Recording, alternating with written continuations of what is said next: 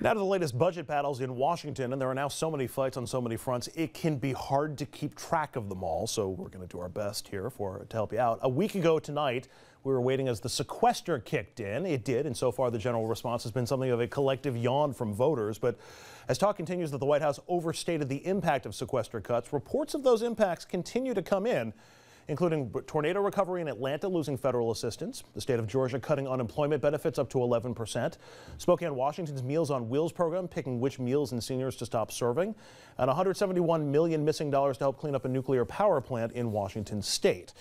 But there seems to be little will or effort at this point to stop or reverse the sequester cuts. All eyes on Capitol Hill have now shifted to March 27th, which is the end of the current budget deal. That means a possible government shutdown unless Congress acts. This week, the House passed a bill that would prevent a shutdown. And now the word is that the Senate will do the same next week. And their two bills are reportedly pretty similar. House version empowers the White House and Pentagon to better pick and choose which operations face sequester cuts. The Senate version would expand that to cover cuts in domestic spending. Not clear if both versions can still be combined into one bill that would be necessary to avoid the shutdown. And now there's another date to alert you of, and that's the middle to end of July. That's when the current delay on enforcing the debt limit expires and a new deal will need to be reached. The president now says that his vision of a grand bargain has to happen by about that time, or all bets are going to be off. That grand bargain would force Republicans to accept new revenues or taxes in exchange for Democrats agreeing to reforms in health and retirement programs like Social Security, Medicaid, Medicare. That's a position that a lot of Democrats staunchly oppose. Hopes for a grand bargain reignited this week among the subjects as the president dined with Senate Republicans this week and with yesterday's lunch with Paul Ryan. But now, House Speaker John Boehner throwing a little bit of cold water on that, saying he needs spending cuts to offset any increase in the debt limit, whether there's a grand bargain or no grand bargain. Scott, you were shaking your head as I was describing the bills that are in Congress right now. You think I'm a little bit off there? No, I was actually thinking about for a moment about how wrong I was last week on the show, and as cynical as I could be, and you get pretty cynical doing what I do for a living. I really thought there was going to be a deal last week.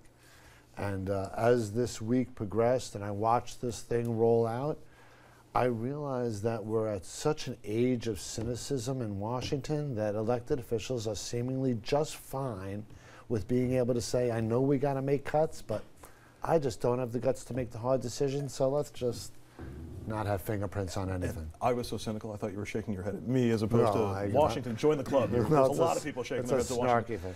There is something a little odd, Joe, in the prospect of we can't seem to get along and find a deal on these little things, relatively little things, so let's come up with a great big deal all at once. Do you share my cynicism? Well, at the end of the day, I think the problem hasn't been framed very well. We have to understand there's two real fiscal problems. The first one's an operating problem. Now, we're funding with debt 100% of the U.S. federal government discretionary spend, 100%. So this sequester for me was a non-issue. You lowered the expenditures by about 6%. If you stop, if China or the U.S. Federal Reserve stops lending to the U.S. federal government, you're going to have to cut 100% because you're 100% borrowed. So that's one problem that needs to be addressed. And the second problem, of course, is the entitlement problem, long-term spending.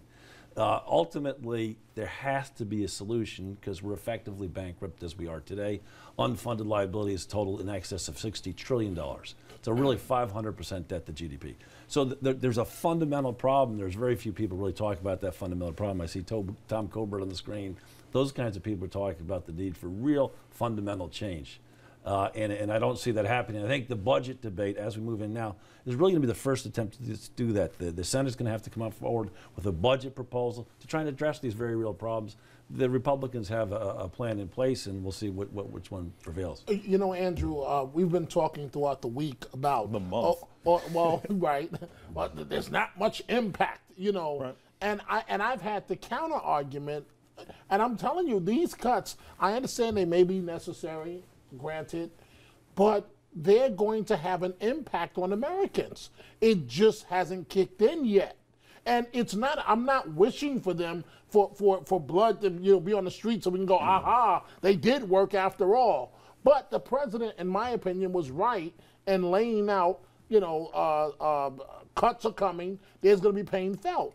And what breaks my heart, and maybe you can call me a bleeding heart on this, But the line you read about Washington State, I believe you said Washington State, where unemployment's being cut already by the checks by 11%. People on unemployment can barely make ends meet right now. I agree with you 100%. I would just say from a PR standpoint, and you and I, we've covered enough of these things. Once the meme gets established in the debate or in the media, everything gets sort of filtered through that. So this initial yawn from folks that, hey, this hasn't been all that bad, may continue even after people begin to feel those cuts. Over time, these cuts effects increase. They don't decrease. So what happens is you have the Democrats talking about, and the president, this is a real problem. We really got to address it. We really got to deal with it. The problem traditionally with the Dems is the way we address problems are more nuanced and more complex, and that's not, it might be good policy, it's not always good politics.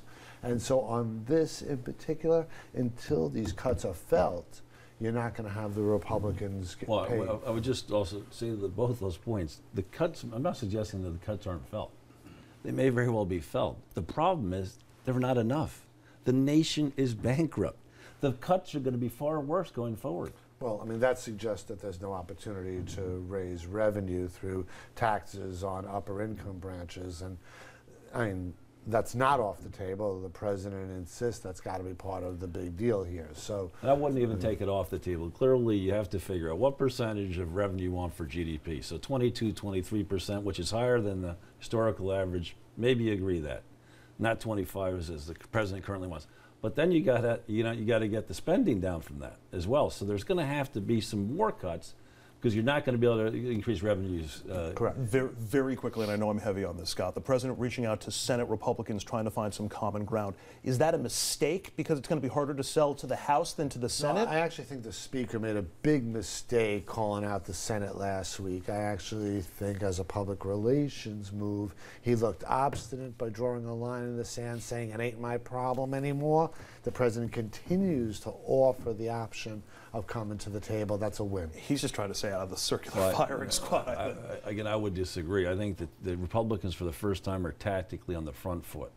Ultimately, the Republicans have put proposals on the table. They don't like them, but they put them on the table. The Senate hasn't come up with a budget, as we all know, in 1,400 days. All I know no, I just want to say all I know in the Republican Party, on the national level, in leadership, you have the infighting is so bad, they're calling each other wackos now. So I mean, that's not the Democrats doing it. That's that's John McCain. Though there may be a new Republican leader emerging out of this week, and thank you for this setup, Dominic. And his name is Rand Paul, if you can believe that. When we come back, Rand for president.